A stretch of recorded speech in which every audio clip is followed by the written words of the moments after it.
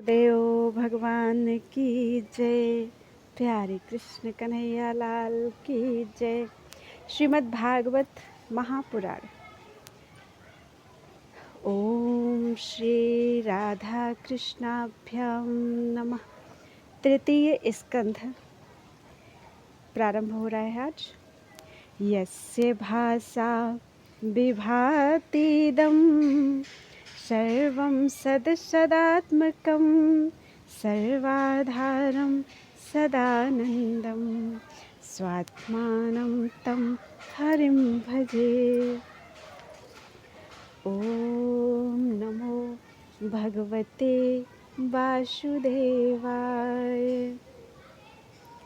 श्रीमद् भागवत महापुराण तृतीय स्कंध पहला अध्याय। उद्धव और विदुर की भेंट। बहुत ही सुंदर रहस्यमयी कथा।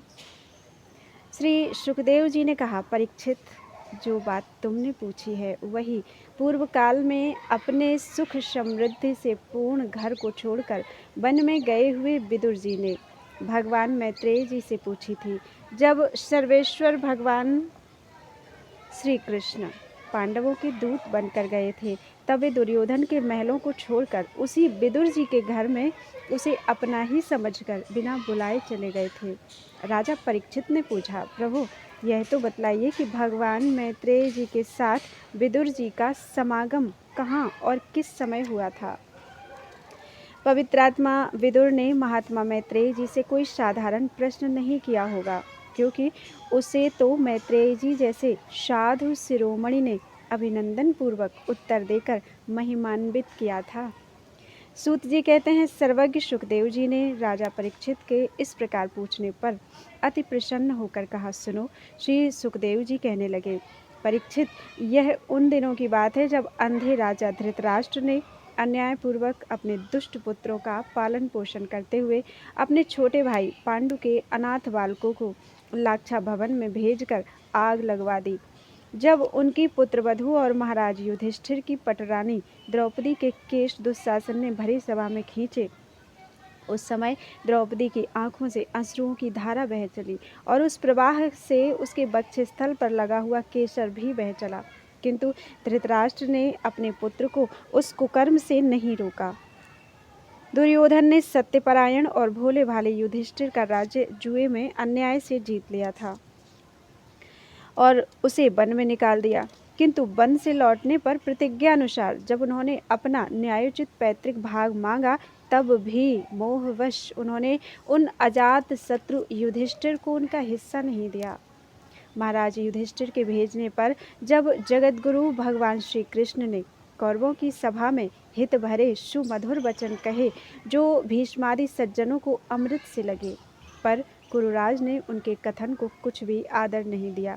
देते कैसे, उनके तो सारे पुण्य नष्ट हो चुके थे। फिर जब सलाह के लिए विदुर जी को बुलाया गया, तब मंत्रियों में श्रेष्ठ विदुर जी ने राजभवन में जाकर बड़े भाई धृतराष्ट्र के पूछने पर उन्हें वह सम्मति दी जिसे नीति शास्त्र के जानने वाले पुरुष विदुर नीति कहते हैं। उन्होंने कहा, महाराज, आप अजात शत्रु महात्मा युधिष्ठिर को उनका हिस्सा दे दीजिए। वे आपके न सहने योग्य अपराध को भी सह रहे हैं। भीमरूप काले नाग से तो आप भी बहुत डरते हैं। देखिए, वह अपने छोटे भाइयों के सहित बदला लेने के लिए बड़े क्रोध से फुफकारे मार रहा है।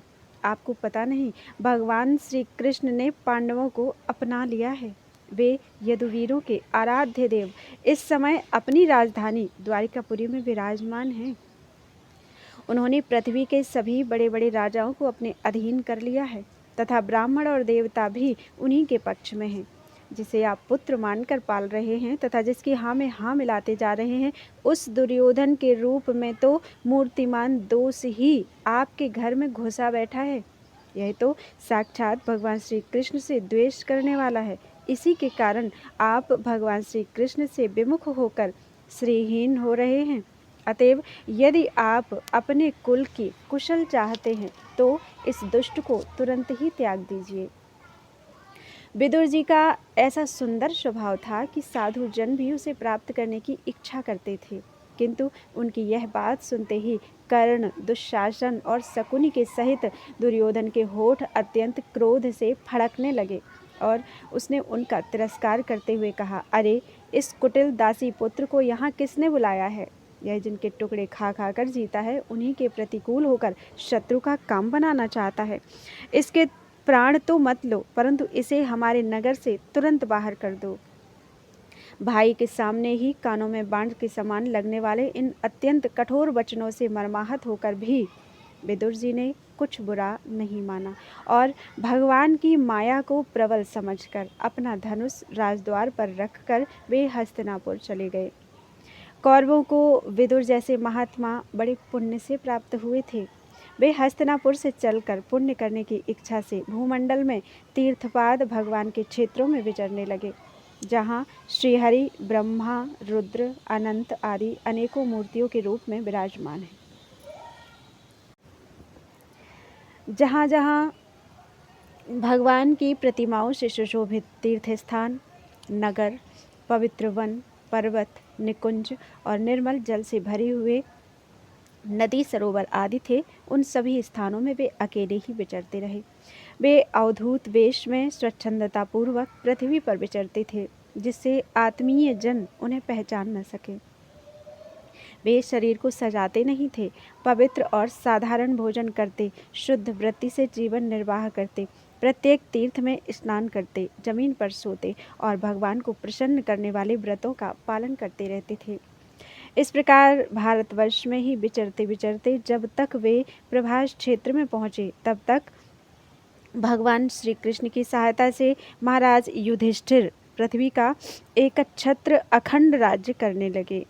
वहाँ उन्होंने अपने कौरव बंधुओं के विनाश का समाचार सुना, जो आपस की कलह के कारण परस्पर लड़ भिड़कर उसी प्रकार नष्ट हो गए थे, जैसे अपनी ही रगड़ से उत्पन्न हुई आग से बांसों का सारा जंगल जलकर खाक हो जाता है। यह सुनकर वे शोक करते हुए चुपचाप सरस्वती के तीर पर आए। वहाँ उन्होंने त्रित, उष्णा, मनु, पृथु, अग्नि, अशित, वायु, सुदास, गौ, गुह और श्राद्ध देव के नामों से प्रसिद्ध 11 तीर्थों का सेवन किया। इनके सिवा पृथ्वी में ब्राह्मण और देवताओं के स्थापित किए हुए जो भगवान विष्णु के और भी अनेकों मंदिर थे, जिनके शिखरों पर भगवान के प्रधान आयुध चक्र के चिन्ह थे और जिनके दर्शन मात्र से श्री कृष्ण का स्मरण हो आता है, उनका भी सेवन किया। वहाँ से चलकर वे धन धान्यपूर्ण सौराष्ट्र, सौवीर, मत्स्य और कुरुजांगल आदि देशों में होते हुए जब कुछ दिनों में यमुना तट पर पहुँचे, तब वहाँ उन्होंने परम भागवत उद्धव जी का दर्शन किया। वे भगवान श्री कृष्ण के प्रख्यात सेवक और अत्यंत शांत स्वभाव थे।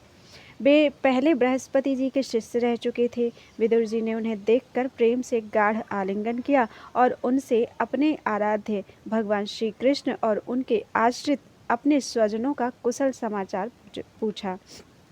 विदुर जी कहने लगे, उद्धव जी, पुराण पुरुष बलराम जी और श्री कृष्ण ने अपने ही नाभि कमल से उत्पन्न हुए ब्रह्मा जी की प्रार्थना से इस जगत में अवतार लिया है।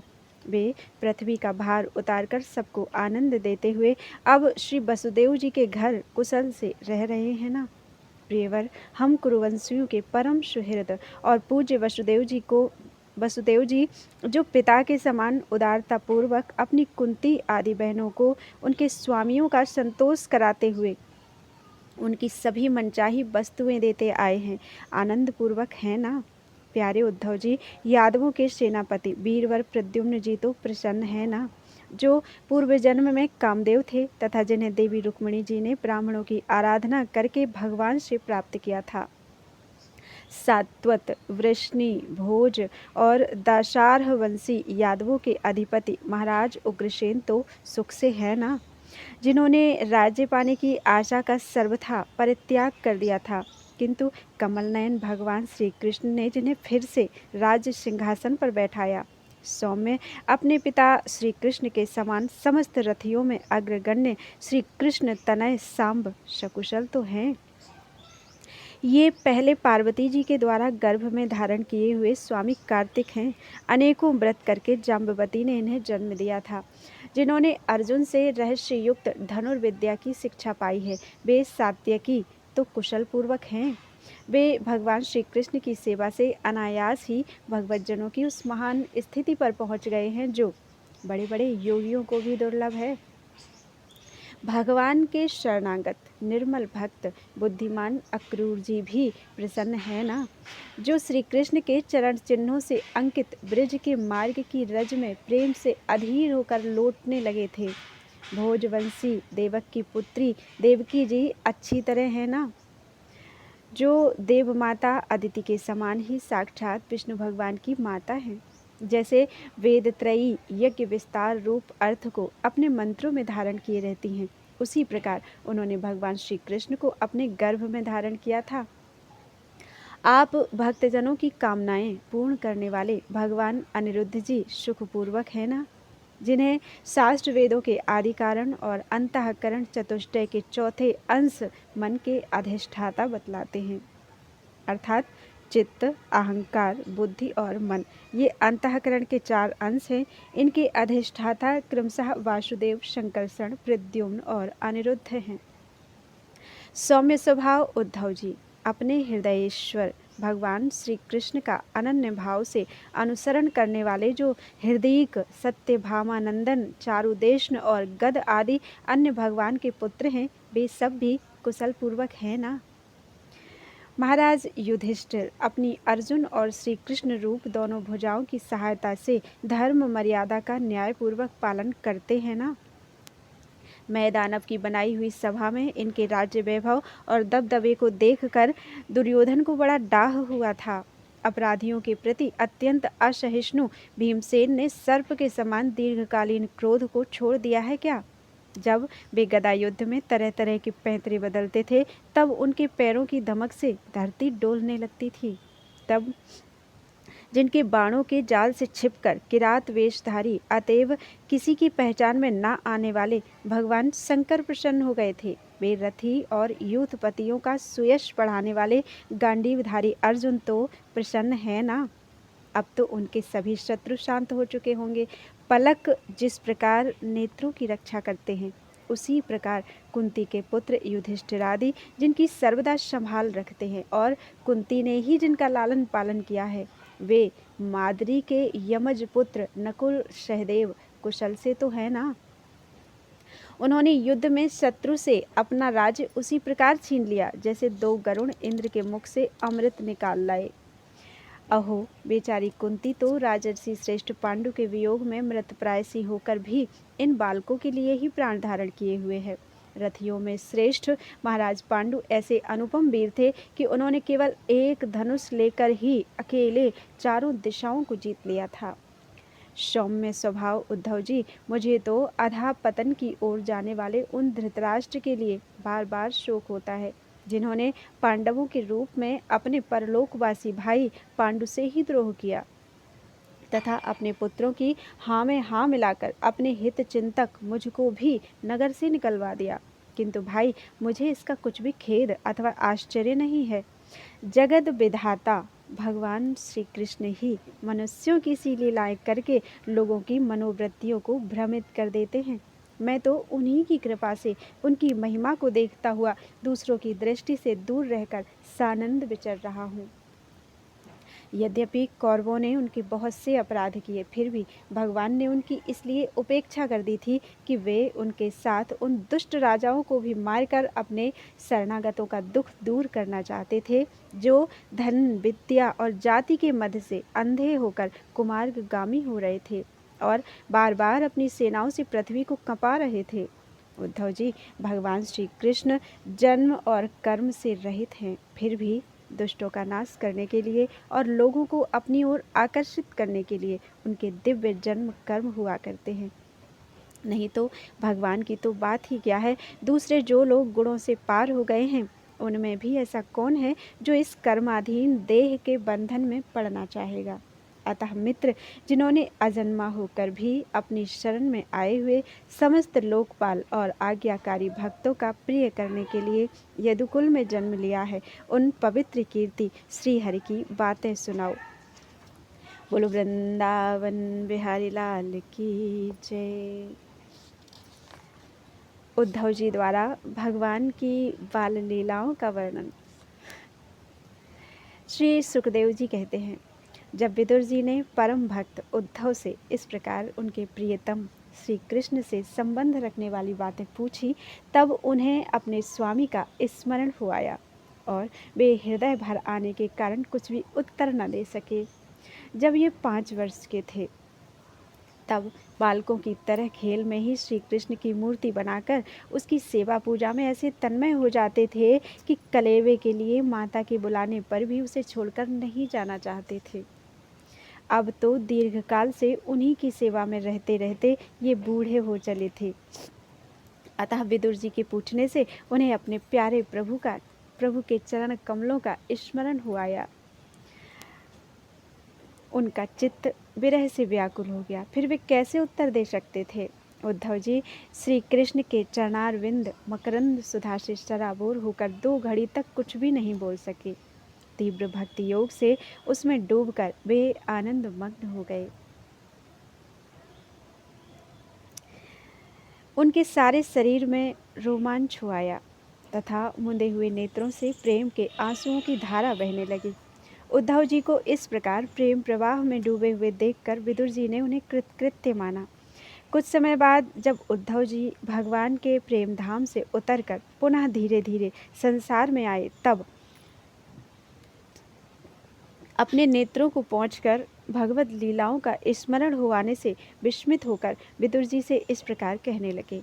उद्धव जी बोले, विदुर जी, श्री कृष्ण रूप सूर्य के छिप जाने से हमारे घरों को काल रूप अजगर ने खा डाला है। वे श्रीहीन हो गए हैं। अब मैं उनकी क्या कुशल सुनाऊं। ओह, यह मनुष्य लोक बड़ा ही अभागा है। इसमें भी यादव तो नितांत भाग्यहीन हैं, जिन्होंने निरंतर श्री कृष्ण के साथ रहते हुए भी उन्हें नहीं पहचाना। जिस तरह अमृतमय चंद्रमा के समुद्र में रहते समय मछलियां उन्हें नहीं पहचान सकी थी। यादव लोग मन के भाव को ताड़ने वाले बड़े समझदार और भगवान के साथ एक ही स्थान में रहकर क्रीड़ा करने वाले थे। तो भी उन सब ने समस्त विश्व के आश्रय सर्व अंतर्यामी श्री कृष्ण को एक श्रेष्ठ यादव ही समझा। किंतु भगवान की माया से मोहित इन यादवों और इनसे व्यर्थ का बैर ठानने वाले शिशुपाल आदि के अवहेलना और निंदा सूचक वाक्यों से भगवत प्राण महानुभावों की बुद्धि भ्रम में नहीं पड़ती थी। जिन्होंने कभी तप नहीं किया, उन लोगों को भी इतने दिनों तक दर्शन देकर अब उनकी दर्शन लालसा को तृप्त किए बिना ही वे भगवान श्री कृष्ण अपने त्रिभुवन मोहन श्री विग्रह को छिपाकर अंतर्धान हो गए हैं और इस प्रकार उन्होंने मानो उनके नेत्रों को ही छीन लिया है। भगवान ने अपनी योग माया का प्रभाव दिखाने के लिए मानव लीलाओं के योग्य जो दिव्य श्री विग्रह प्रकट किया था, वह इतना सुंदर था कि उसे देखकर सारा जगत तो मोहित हो ही जाता था। वे स्वयं भी विस्मित हो जाते थे। सौभाग्य और सुंदरता की पराकाष्ठा थी उस रूप में। उससे आभूषण, अंगों के गहने भी विभूषित हो जाते थे। धर्मराज युधिष्ठिर के राजसूय यज्ञ में जब भगवान के उस नयनाभिराम रूप पर लोगों की दृष्टि पड़ी, तब त्रिलोकी ने यही माना था कि मानव सृष्टि की रचना में विधाता की जितनी चतुराई है, सब इसी रूप में पूरी हो गई। उनके प्रेमपूर्ण हास्य विनोद और लीलामय चितवन से सम्मानित होने पर ब्रजबालाओं की आंखें उन्हीं की ओर लग जाती थी और उनका चित्त भी ऐसा तल्लीन हो जाता था कि वे घर के काम धंधों को अधूरा ही छोड़कर जड़ पुतलियों की तरह खड़ी रह जाती थीं।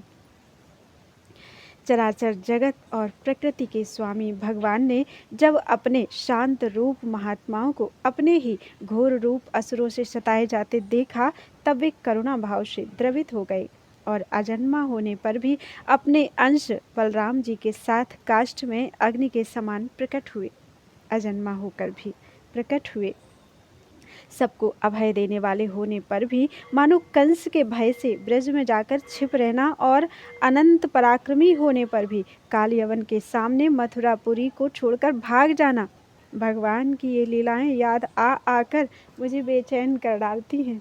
उन्होंने जो देवकी वसुदेव की चरण वंदना करके कहा था, पिताजी, माताजी, कंस का बड़ा भय रहने के कारण मुझसे आपकी कोई सेवा नहीं बन सकी। आप मेरे इस अपराध पर ध्यान न देकर मुझ पर प्रसन्न हो। श्री कृष्ण की ये बातें जब याद आती हैं तब आज भी मेरा चित्त अत्यंत व्यथित हो जाता है। जिन्होंने काल रूप अपने भ्रकुटी विलास से ही पृथ्वी का सारा भार उतार दिया था, उन श्री कृष्ण के पाद पद्म पराग का सेवन करने वाला ऐसा कौन पुरुष है जो उसे भूल सके। आप लोगों ने राजसूय यज्ञ में प्रत्यक्ष ही देखा था कि श्री कृष्ण से द्वेष करने वाले शिशुपाल को वह सिद्धि मिल गई जिसकी बड़े बड़े योगी भली भांति योग साधना करके स्पृहा करते रहते हैं। उनका विरह भला कौन सह सकता है। शिशुपाल के ही समान महाभारत युद्ध में जिन दूसरे योद्धाओं ने अपनी आँखों से भगवान श्री कृष्ण के नयनाभिराम मुख कमल का मकरंद पान करते हुए अर्जुन के बाणों से बिंधकर प्राण त्याग किया, वे पवित्र होकर सब के सब भगवान के परम धाम को प्राप्त हो गए। स्वयं भगवान श्री कृष्ण तीनों लोकों के अधीश्वर है, उनके समान भी कोई नहीं है, उनसे बढ़कर तो कौन होगा। वे अपने स्वतः सिद्ध ऐश्वर्य से ही सर्वदा पूर्ण काम हैं। इंद्रादि असंख्य लोकपालगण नाना प्रकार की भेंटें ला लाकर अपने अपने मुकुटों के अग्रभाग से उनकी चरण रखने की चौकी को प्रणाम किया करते हैं। विदुर जी, वे ही भगवान श्री कृष्ण राज सिंहासन पर बैठे हुए उग्रसेन के सामने खड़े होकर निवेदन करते थे, देव हमारी प्रार्थना सुनिए। उनके इस सेवा भाव की याद आते ही हम जैसे सेवकों का चित्त अत्यंत व्यथित हो जाता है। पापिनी पूतना ने अपने स्तनों में हलाहल विष लगाकर श्री कृष्ण को मार डालने की नीयत से उन्हें दूध पिलाया था। उसको भी भगवान ने वह परम गति दी जो धाय माँ को मिलनी चाहिए थी। उन भगवान श्री कृष्ण के अतिरिक्त और कौन दयालु है जिसकी शरण ग्रहण करें। मैं असुरों को भी भगवान का भक्त समझता हूँ, क्योंकि बैर भाव जनित क्रोध के कारण उनका चित्त सदा श्री कृष्ण में ही लगा रहता था और उन्हें रणभूमि में सुदर्शन चक्रधारी भगवान को कंधे पर चढ़ाकर झपटते हुए गरुण जी के दर्शन हुआ करते थे। ब्रह्मा जी की प्रार्थना से पृथ्वी का भार उतारकर उसे सुखी करने के लिए कंस के कारागार में वसुदेव देवकी के यहाँ भगवान ने अवतार लिया था। उस समय कंस के डर से पिता वसुदेव जी ने उन्हें नंद बाबा के ब्रज में पहुंचा दिया। वहां वे बलराम जी के साथ 11 वर्ष तक इस प्रकार छिप कर रहे कि उनका प्रभाव ब्रज के बाहर किसी पर प्रकट नहीं हुआ। यमुना के उपवन में जिसके हरे भरे वृक्षों पर कलरव करते हुए पक्षियों के झुंड रहा करते हैं, भगवान श्री कृष्ण ने बछड़ों को चराते हुए ग्वाल वालों की मंडली के साथ विहार किया था। वे ब्रजवासियों की दृष्टि आकृष्ट करने के लिए अनेकों बाल लीला उन्हें दिखाते थे।